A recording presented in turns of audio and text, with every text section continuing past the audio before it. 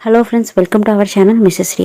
இன்றைக்கி நம்ம பார்க்க போகிற டாபிக் எதை பற்றினா, எம்ப்ரியோ ட்ரான்ஸ்ஃபருக்கு அப்புறம் வந்து நம்ம வந்து எந்த மாதிரி இருக்கணும், எந்த மாதிரி ஃபுட்ஸு சாப்பிடணும் அப்படிங்கிறத பற்றி தான் நம்ம இந்த வீடியோவில் பார்க்க போகிறோம். ஸோ வாங்க இப்போ நம்ம வீடியோக்குள்ளே போகலாம். அதுக்கு முன்னாடி நம்ம மிஸ்ஸஸ் ஸ்ரீ சேனலில் ஃபஸ்ட் டைம் பார்க்குறீங்கன்னா மறக்காமல் சப்ஸ்கிரைப் பண்ணிக்கோங்க. இப்போ எம்ப்ரியோ ட்ரான்ஸ்ஃபருங்கிறது பார்த்திங்கன்னா வந்து உங்களோட ஐவிஎஃப் சைக்கிளில் வந்து ரொம்ப ரொம்ப இம்பார்ட்டண்ட்டான ப்ராசஸ். எல்லாருமே ரொம்ப பயப்படக்கூடிய ப்ராசஸ். ஸோ எப்படி இருக்கும், என்ன மாதிரி இருக்கும், ரொம்ப வலிக்குமா, கஷ்டமாக இருக்குமா அப்படிங்கிறத போட்டு நம்ம நிறையா போட்டு குழப்பிக்கிற ஒரே ப்ராசஸ் எதுனா இந்த எம்ப்ரியோ ட்ரான்ஸ்ஃபர் தான். இந்த எம்ப்ரியோ ட்ரான்ஸ்ஃபர் தான் உங்களோட ஐவிஎஃப் சைக்கிளில் வந்து ஒரு ஃபைனல் ஸ்டெப்பாக இருக்கும். இந்த எம்ப்ரியோ ட்ரான்ஸ்ஃபருக்கு அப்புறம் நீங்கள் எப்படி இருக்கணும் அப்படிங்கிறத பற்றி நீங்கள் ரொம்ப குழப்பிப்பீங்க. ஏன்னா உங்களுக்கு டாக்டர்ஸ் ஒரு அட்வைஸ் சொல்லுவாங்க, ஆனால் உங்களுக்கு தெரிஞ்சவங்க, ஸோ நம்ம நிறையா யூடியூப் சேனல்ஸு நிறையா வந்து அதாவது வந்து கட்டுரைகள் இந்த மாதிரியெல்லாம் படிப்பீங்க. ஸோ அதில் போட்டு இப்படி இருக்கலாமா, அப்படி இருக்கலாமா அப்படிங்கிற சொல்லி போட்டு ரொம்ப கன்ஃபியூஸ் பண்ணிப்பீங்க. ஸோ அந்த கன்ஃபியூஷன்ஸ் எல்லாத்தையுமே இந்த வீடியோவில் நம்ம கிளியர் பண்ணிடலாம். பொதுவாக எம்ப்ரியோ ட்ரான்ஸ்ஃபர்ங்கிறது பார்த்திங்கன்னா வந்து உங்களுக்கு 1 டே ப்ராசஸ் தான், ஓகேங்களா? அந்த எம்ப்ரியோ ட்ரான்ஸ்ஃபரில் வந்து உங்களுக்கு ஜஸ்ட் வந்து நீங்கள் எப்படி நார்மலாக வந்து ஒரு ஃபாலிகுலர் ஸ்டடி பண்ணுறீங்க, ஐவிஐ பண்ணுறீங்க, அந்த மாதிரி ஒரு ப்ராசஸ் தான் எம்ப்ரியோ ட்ரான்ஸ்ஃபர் ப்ராசஸ். இதில் வந்து உங்களுக்கு வலியோ இதெல்லாம் வந்து எதுவுமே இருக்கவே இருக்காது. இதுக்கு பார்த்திங்கன்னா வந்து மினிமம் வந்து ஒரு 1 ஹவர் முன்னாடி வந்து வர சொல்லுவாங்க.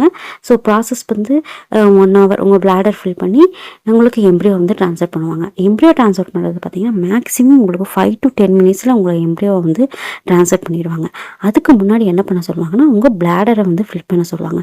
ஸோ உங்களோட பிளாடர் ஃபில் பண்ணி அந்த எம்ப்ரியோஸை உள்ளே வைக்கும்போது அது வந்து உங்களுக்கு நல்லா வந்து இம்ப்ளான்ட் ஆகும். அவங்களுக்கும் வந்து வைக்கும்போது வந்து கரெக்டான பொசிஷனில் வைக்கிறதுக்கு ரொம்ப ஹெல்ப்ஃபுல்லாக இருக்கும்.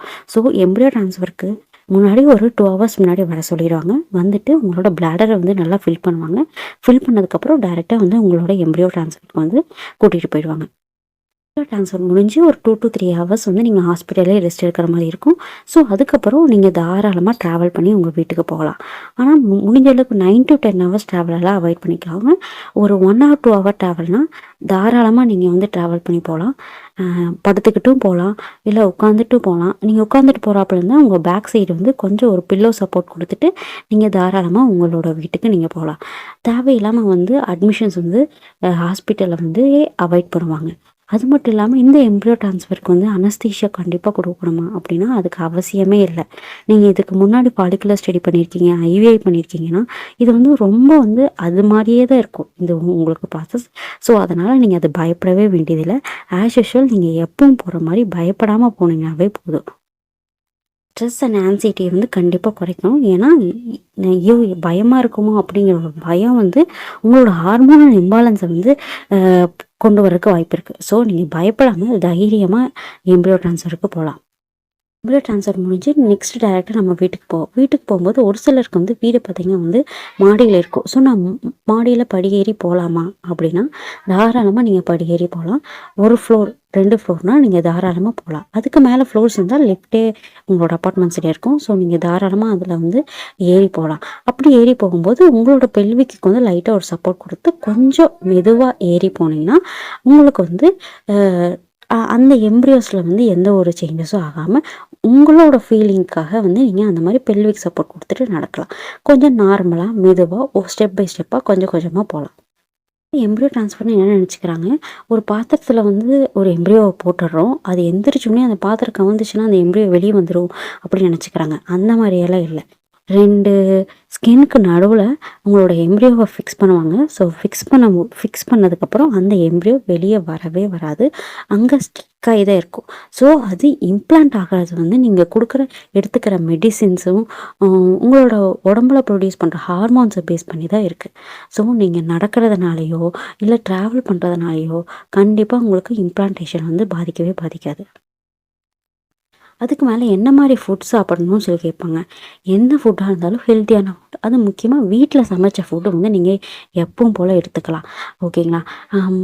ஆனால் வந்து நீங்கள் தவிர்க்க வேண்டிய ஃபுட்ஸ் எல்லாம் வந்து வெளியே இருந்து வரக்கூடிய ஃபுட்டு, கடையில் வாங்குகிற ஃபுட்டு, அது மட்டும் இல்லாமல் வந்து ஆயிலி ஐட்டம்ஸ், பிளாஸ்டிக் கவரில் பேக் பண்ண ஐட்டம்ஸ் எல்லாத்தையுமே நீங்கள் அவாய்ட் பண்ணணும்.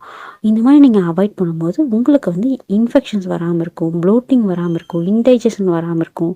நீங்கள் வீட்டில் நம்ம குக் பண்ணும்போது நல்லா குக் பண்ணிடுவோம். ஸோ அந்த சமயத்தில் நமக்கு இந்த மாதிரி எந்த ஒரு இஷ்யூஸும் வராது. ஸோ நீங்கள் சாப்பிடக்கூடிய ஃபுட்டு ஃபுல்லாக வந்து வீட்டில் சமைச்சு சாப்பிடக்கூடிய ஃபுட்டாக இருக்கணும். அது மட்டும் இல்லாமல் ஃப்ரூட்ஸ், வெஜிடபிள்ஸ் இதெல்லாம் வந்து நீங்கள் தாராளமாக நிறைய எடுத்துக்கலாம்.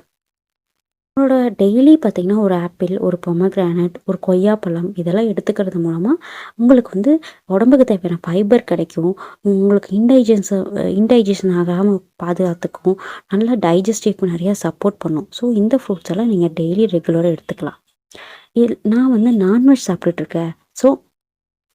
நான் நான்வெஜ் எடுத்துக்கலாமா அப்படின்னு சொல்லி நீங்கள் பார்த்தீங்கன்னா, நீங்கள் வந்து first 15 days chicken, mutton avoid பண்ணிக்கலாம். மீனில் பார்த்தீங்கன்னா வந்து மத்தி மீன் மட்டும் வீக்லி ஒன்ஸ் நீங்கள் தாராளமாக எடுத்துக்கலாம். இது ஒரு ஃபஸ்ட்டு 15 டேஸ். அப்புறம் உங்களுடைய டெஸ்ட் பாசிட்டிவ் ஆனோடனே உங்களோட டாக்டர்கிட்ட ஒருக்கா கன்சல்ட் பண்ணிவிட்டு எந்த மாதிரி ஃபுட்டு எடுத்துக்கலாம் அப்படிங்கிறத நீங்கள் வந்து கன்சல்ட் பண்ணிட்டு நீங்கள் அதுக்கேற்ற மாதிரி எடுத்துக்கோங்க. நெக்ஸ்ட் நான் ஆஃபீஸ் போகலாமான்னு சொல்லி பார்த்தீங்கன்னா வந்து 2 வீலரில் போகிறத அவாய்ட் பண்ணிக்கோங்க. 4 வீலர்னால் ஓகே, பஸ்ஸில் கூட போயிட்டு வரலாம். ஆனால் இப்போ 2 வீலரில் ரொம்ப ஜெர்க்காகிற மாதிரி ஆஃபீஸ் ஒர்க் போகக்கூடாது. முடிஞ்ச அளவுக்கு வந்து ஒரு பிரேக் எடுத்துக்கோங்க. மினிமம் ஒரு 15 டேஸாவது நீங்கள் ஒரு பிரேக் எடுத்துகிட்டு அதுக்கப்புறம் அது பாசிட்டிவ் ஆனதுக்கப்புறம் நீங்கள் வந்து கொஞ்சம் கொஞ்சமாக உங்களோட ஒர்க்கை வந்து இன்க்ரீஸ் பண்ணிக்கலாம். கம்ப்ளீட் பெட் ரெஸ்ட்லேயே இருக்கணுமா அப்படியெல்லாம் அவசியம் இல்லை. நீங்கள் வந்து பெட் ரெஸ்ட்டில் இருக்கணும்னு அவசியம் இல்லை. நீங்கள் நல்லா வந்து ரெஸ்ட் எடுக்கலாம், நல்லா தூங்குங்க. மினிமம் 10 to 12 ஹவர்ஸ் வரைக்கும் நீங்கள் தாராளமாக தூங்கலாம். உங்களோட பாடியை வந்து ஹெல்த்தியாக வச்சுக்கோங்க. ரொம்ப டயர்டாக விடாதீங்க. மினிமம் ஒர்க்கு, எந்த பொருளையும் குமிஞ்சு எடுக்காதீங்க. குமிஞ்சு எடுக்கிறதுக்கு உங்களுக்கு ஹஸ்பண்டோ வீட்டில் இருக்க யாரோ ஒருத்தவங்கள ஹெல்ப்புக்கு கூப்பிட்டுக்குங்க.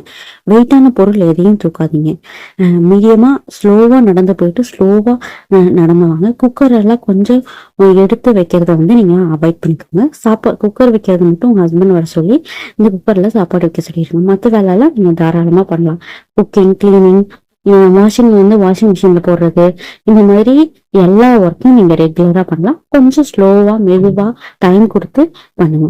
முடிஞ்சா ஒரு 15 டேஸ் இதுக்கு எல்லாத்துக்கும் ஒரு பிரேக் கொடுத்துட்டு அதுக்கப்புறம் உங்களுடைய ஒர்க்கை வந்து கொஞ்சம் கொஞ்சமாக நீங்கள் தாராளமாக வந்து இன்க்ரீஸ் பண்ணலாம்.